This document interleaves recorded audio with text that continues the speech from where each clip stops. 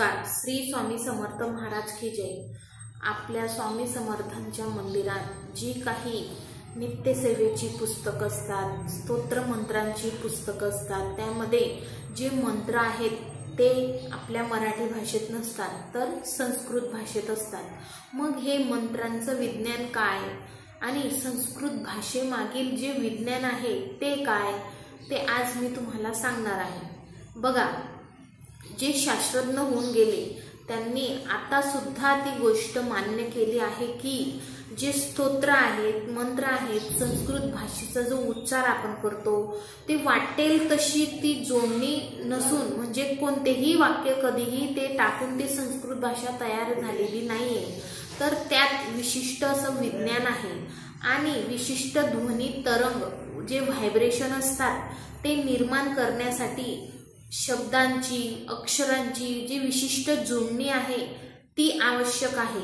मग ती या संस्कृत भाषेमध्ये तो जे व्हायब्रेशन आहे, ध्वनी तरंग आहे, ते करण्यासाठी शब्दांची आणि अक्षरांची जोडणी केलेली आहे। मग जे ध्वनी कंपन असतात, आपण जेव्हा उच्चार करतो ते उच्चार करताना ते ध्वनींमध्ये कंपन निर्माण होतात, ते विशिष्ट आकृती फक्त संस्कृत भाषेत जे उच्चार केल्याने होतात ते संस्कृत भाषेतच होत असतात। हे आता म्हणजे विविध प्रयोग करून सिद्ध झालेलं आहे। मग जे फ्रेंच जीव विज्ञानी फेबियन माने हे जे होते आणि पॅरिसच्या French national centre for scientific research इथं जे वैज्ञानिक हेलन ग्रिमल होते, यांनी संयुक्तपणे म्हणजे स्त्रीच्या गर्भाशयामध्ये जो कॅन्सर असतो त्या कॅन्सरवर विशिष्ट ध्वनी तरंगाचा मारा केला। बघा, एखाद्या स्त्रीला जर तिच्या गर्भाशयामध्ये कॅन्सर झालेला असेल, कॅन्सरच्या गाठी झालेल्या असतील, तर हे जे काही आहेत हेलन ग्रिमल आणि फेबियन माने, तर यांनी स्त्रीच्या गर्भाशयामध्ये विशिष्ट ध्वनी तरंगाचा मारा केला।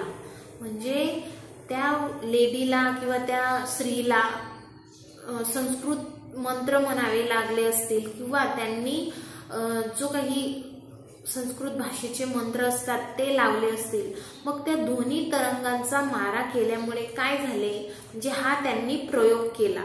मग कॅन्सरचे जे कोश असतात ते तुटू लागले आणि ह्या अशा प्रयोगामधून असे आढळून आले की जो आपला कंठ असतो त्या कंठामधून निघालेले जे काही ध्वनी तरंग असतात ते इतके प्रभावशाली असतात की ते आपल्या शरीरातील जिथं काही कॅन्सर असेल किंवा काही गाठी असतील, काही आपल्याला हृदयाला इजा झाली असेल किंवा फुफ्फुस काम करत नसतील, सतत खोकला येत असेल, मग ते जे काही मंत्र आहेत, स्तोत्र आहेत, ते संस्कृत भाषेत असल्यामुळे त्या आपण जर कंठातून आपण उच्चार करतो आणि ते केल्यामुळे जे ध्वनी तरंग असतात ते खूप प्रभावशाली परिणाम करीत असतात। म्हणूनच आपण जो भारतीय आहोत ते भारतीय असल्याचा आपल्याला अभिमान असला पाहिजे। आपण ते भाग्यवान आहोत की आपण भारतात जन्म घेतला आहे, कारण आपल्या या भारत देशामध्ये अनेक ऋषीमुनी होऊन गेले आहेत।